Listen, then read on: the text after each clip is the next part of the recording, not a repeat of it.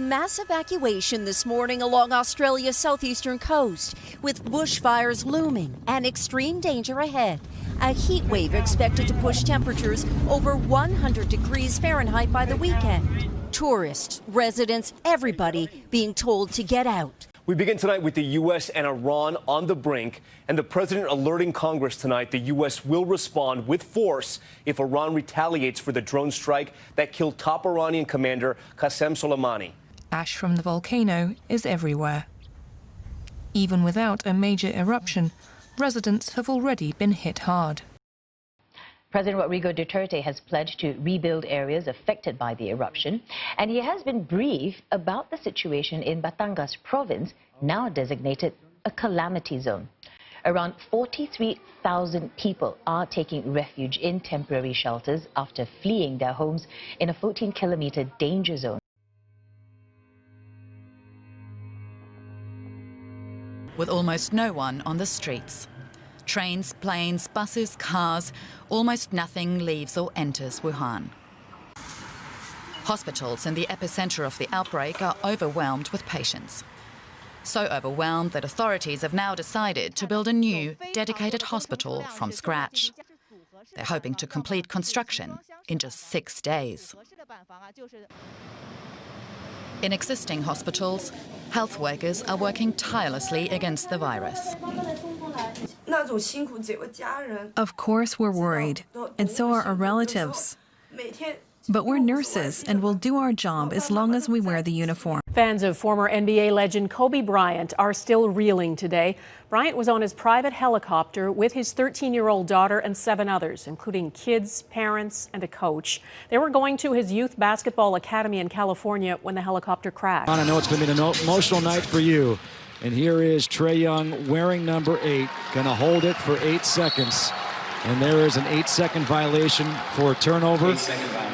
And the Wizards, they're going to hold this for 24 seconds. Number 8.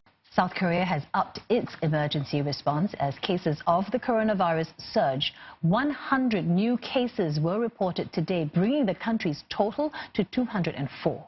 That's the highest number in any country outside of China. A second death was also reported today.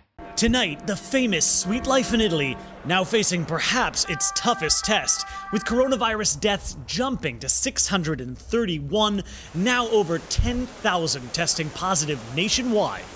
Officials placing an entire nation of 60 million people in lockdown. In the past 2 weeks, the number of cases of COVID-19 outside China has increased 13-fold. We have therefore made the assessment that COVID-19 can be characterized as a pandemic. The World Health Organization declared that the coronavirus crisis is now a pandemic. Rudy Gobert has tested positive for the coronavirus. This astounding and unprecedented story continues to evolve. The NBA is suspending the season. This is crazy. This can't be true. This just seems more like out of a movie than reality. This is the last night of NBA games for the foreseeable future. Within just a few seconds, the Dow down a whopping 9.71%, and it kept on plunging. Trading on the S&P 500 was suspended after a 9% fall. Germany's benchmark DAX index fell more than 10%. Asian markets also continued to drop. Tokyo's Nikkei was down. Hong Kong and Shanghai were also trading lower. That after.